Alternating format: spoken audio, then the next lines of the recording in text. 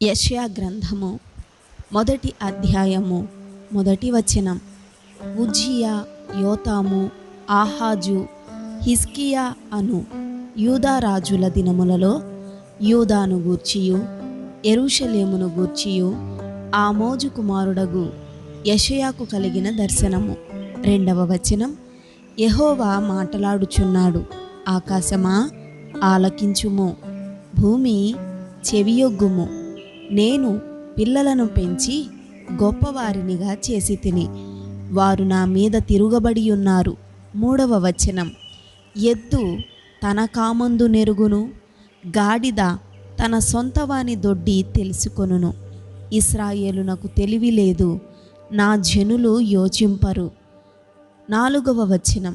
పాపిష్టి జనమా, దోషభరితమైన ప్రజలారా, దుష్ట సంతానమా, చెరుపు చేయు పిల్లలారా, మీకు శ్రమ. వారు యెహోవాను విసర్జించి ఉన్నారు, ఇశ్రాయేలు యొక్క పరిశుద్ధ దేవుని దూషింతురు, ఆయనను విడిచి తొలగిపోయి ఉన్నారు. ఐదవ వచనం. నిత్యము తిరుగుబాటు చేయుచు మీరేల ఇంకనూ కొట్టబడుదురు. ప్రతివాడు నడినెత్తిని వ్యాధి కలిగి ఉన్నాడు, ప్రతివాని గుండె బలహీనమయ్యెను. ఆరవ వచనం. అరకాలు మొదలుకొని తల వరకు స్వస్థత కొంచెమైననూ లేదు. ఎక్కడ చూచినను గాయములు, దెబ్బలు, పచ్చి పుండ్లు. అవి పిండబడలేదు, కట్టబడలేదు, తైలముతో మెత్తన చేయబడలేదు. ఏడవ వచనం. మీ దేశము పాడైపోయెను, మీ పట్టణములు అగ్నిచేత కాలిపోయెను. మీ ఎదుటనే అన్యులు మీ భూమిని తినివేయుచున్నారు. అన్యులకు తటస్థించు నాశనము వలె అది పాడైపోయెను. ఎనిమిదవ వచనం. ద్రాక్ష తోటలోని గుడిసెవలెను, దోసపాదులలోని పాకవలెను, ముట్టడి వేయబడిన పట్టణము వలెను సియోను కుమార్తె విడువబడి ఉన్నది. తొమ్మిదవ వచనం.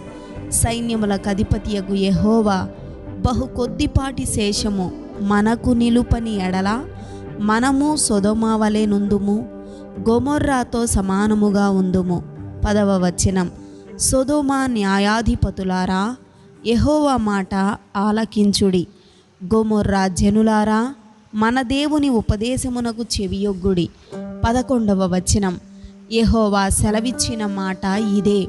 విస్తారమైన మీ బలులు నాకేలా, దహన బలులకు పొట్టేలును, బాగుగా మేపిన దూడల క్రొవ్వును నాకు వెక్కసమాయెను. కోడెల రక్తమందైనను, గొర్రెపిల్లల రక్తమందైనను, మేకపోతుల రక్తమందైనను నాకిష్టము లేదు. 12వ వచనం. నా సన్నిధిని కనబడవలెనని మీరు వచ్చుచున్నారే, నా ఆవరణములను త్రొక్కుటకు మిమ్మును రమ్మన్నవాడెవడు? 13వ వచనం. మీ నైవేద్యము వ్యర్థము, అది నాకు అసహ్యము పుట్టించు ధూపార్పణము. దానినికను తేకుడి. అమావాస్యయు, విశ్రాంతి దినమును, సమాజ కూట ప్రకటనమును జరుగుచున్నవి. పాపుల గుంపు కూడిన ఉత్సవ సమాజమును నేనోర్చజాలను. 14వ వచనం. మీ అమావాస్య ఉత్సవములను, నియామక కాలములను నాకు హేయములు, అవి నాకు బాధాకరములు, వాటిని సహింపలేక విసికియున్నాను. 15వ వచనం. మీరు మీ చేతులు చాపునప్పుడు మిమ్మును చూడక నా కన్నులు కప్పుకొందును. మీరు బహుగా ప్రార్థన చేసినను నేను వినను. మీ చేతులు రక్తముతో నిండియున్నవి. 16వ వచనం. మిమ్మును కడుగుకొనుడి, శుద్ధి చేసుకొనుడి. మీ దుష్క్రియలు నాకు కనబడకుండా వాటిని తొలగింపుడి.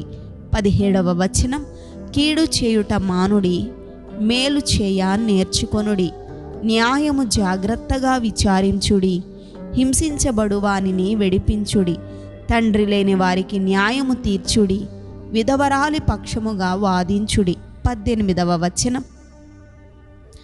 యెహోవా ఈ మాట సెలవిచ్చుచున్నాడు.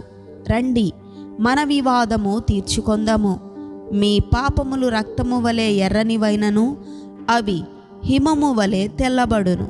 కెంపు వలె ఎర్రనివైనను అవి గొర్రెబొచ్చు వలె తెల్లని వగును. 19వ వచనం. మీరు సమ్మతించి నా మాట వినిన ఎడల మీరు భూమి యొక్క మంచి పదార్థములను అనుభవింతురు. 20వ వచనం, సమ్మతింపక తిరుగబడిన ఎడల నిశ్చయముగా మీరు ఖడ్గము పాలగుదురు. యెహోవా ఈలాగుననే సెలవిచ్చి ఉన్నాడు. 21వ వచనం, అయ్యో నమ్మకమైన నగరము వేశ్య ఆయనే, అది న్యాయముతో నిండి ఉండెను, నీతి దానిలో నివసించెను. ఇప్పుడైతే నరహంతకులు దానిలో కాపురమున్నారు. 22వ వచనం, నీ వెండి మస్టాయెను, నీ ద్రాక్షారసము నీళ్లతో కలిసి చెడిపోయెను. 23వ వచనం, నీ అధికారులు ద్రోహులు, దొంగల సహవాసులు, వారందరూ లంచము కోరుదురు, బహుమానముల కొరకు కనిపెట్టుదురు, తండ్రి లేని వారి పక్షమున న్యాయము తీర్చరు, విధవరాండ్ర వ్యాజ్యము విచారించరు. 24వ వచనం, కావున ప్రభువును ఇశ్రాయేలు యొక్క బలిష్ఠుడును సైన్యములకు అధిపతియునగు యెహోవా ఇలాగున అనుకొనుచున్నాడు, ఆహా నా శత్రువులను గూర్చి నేనికను ఆయాసపడను, నా విరోధుల మీద నేను పగ తీర్చుకొందును. 25వ వచనం, నా హస్తము నీ మీద పెట్టి క్షారము వేసి నీ మస్టును నిర్మలము చేసి నీలో కలిపిన తగరమంతయు తీసివేసెదను.